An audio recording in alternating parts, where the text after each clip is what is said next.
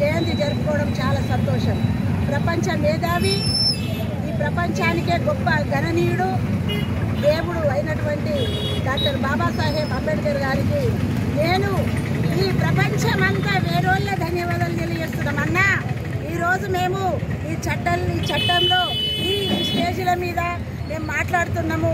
మాకు విద్య, బుద్ధి, మాకు సంస్కారం నేర్పిన గొప్ప దేవుడివి. మా తల్లిదండ్రుల తర్వాత మీరే గొప్ప మహనీయుడు. అన్న, ఈరోజు మీరు మమ్మల్ని ఇంత గౌరవంగా ఈ ప్రపంచంలో ఉంచిందంటే అసలు ఆ భగవంతుడి తర్వాత భగవంతుడు మీరే.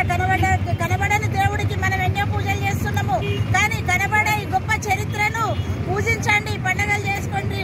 ప్రతి వాడవాడకు, వీధి వీధికి ఎన్నో మంచి చట్టాలు తీసుకొచ్చి ఆయన ఇవాళ ఈ సభల్లో మాకు మాట్లాడడానికి అవకాశం ఇచ్చిన మహనీయుడికి ఘన నివాళులు ఇవాళ మేము సంతోషంగా మా బెల్లపల్లి నియోజకవర్గంలో మా కాంగ్రెస్ పార్టీ తరఫున మేము జరుపుకుంటున్నాం.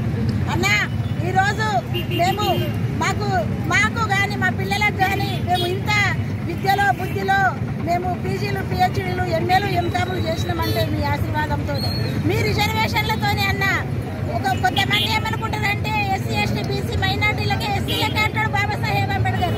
ఇవాళ బాబాసాహెబ్ అంబేద్కర్ గారు కానీ, జ్యోతిరావు పూలే గారు కానీ ఇవాళ తన మహనీయులైనటువంటి ఇంకా గొప్ప గొప్ప మేధావులు ఎంతో మంది ఉన్నారు.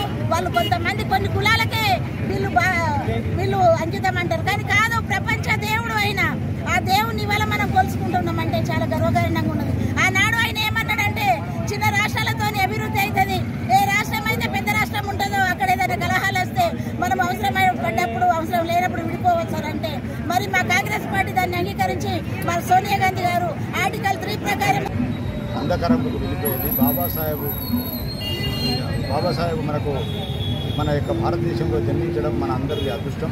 మన ప్రపంచ దేశాలు కూడా బాబాసాహెబ్ అంబేద్కర్ గారిని స్వాగతించినాయి. బాబాసాహెబ్ రాసినటువంటి రాజ్యాంగం మనకు ఏ వరకైనా కానీ ఎస్సీ, ఎస్టీ, బీసీ, మైనార్టీలకు ప్రతి ఒక్కరికి కూడా బాబాసాహెబ్ అంబేద్కర్ రాసిన రాజ్యాంగమే మనకు ఉపయోగపడుతుంది. ఇప్పుడు కొంతమంది బాబాసాహెబ్ రాసిన రాజ్యాంగాన్ని కూడా మార్చాలని చెప్పి ప్రయత్నాలు చేస్తున్నారు. అది కాని పని. బాబాసాహెబ్ అంబేద్కర్ ఒక మహనీయుడు. మనకు దేవుడు అనే వాటిని మనం చూడలేదు, కానీ బాబాసాహెబ్ అంబేద్కర్ ఆ దేవుడే బాబాసాహెబ్ అంబేద్కర్ రూపంగా ఈ ధరణిపై రావడం జరిగింది. మనకు చాలా సంతోషంగా ఉంది. మనకు ఇంతమంది, వేల కోట్ల మంది బాబాసాహెబ్ అంబేద్కర్ విగ్రహాలు పెట్టుకొని ఆరాధన చేయడం, ఆయనకు మనము ఎన్నో ఘన నివాళులు చేసుకోవడం చాలా మన అదృష్టకరం. ఎందుకంటే ఆయన అహర్నిశలు అప్పుడు ఆ రోజులలో అంటరానితనము ఉన్నప్పుడు మన బాబాసాహెబ్ అంబేద్కర్ గారు ఎంత దూరం ఉండి స్కూళ్ళల్లో ఉండి చదువుకోవడం జరిగింది. అయినా కూడా అతను నిలదొక్కుని ఆయన యొక్క జ్ఞానాన్ని, చదువును మన భారతదేశానికి అంకితం చేసినటువంటి మహనీయుడు, దేవుడు అని చెప్పాల్సి ఉన్నది. అతడు దేవుడు లేకపోతే మనం అంధకారంలోకి పోయేవాళ్ళము. మన బాబాసాహెబ్ అంబేద్కర్ ఉండడం వల్ల ప్రతి ఒక్కరికి ఉపయోగము. మనకు ప్రతి ఒక్క కష్టకులకు కూడా మన యొక్క బాబాసాహెబ్ అంబేద్కర్ రాసినటువంటి రాజ్యాంగమే మనకు అడ్డం పడుతుంటుంది.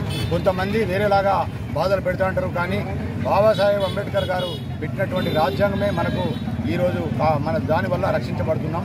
కాబట్టి బాబాసాహెబ్ అంబేద్కర్కి ఇటువంటి జన్మదినాలు ఎన్ని చేసినా కూడా తక్కువే.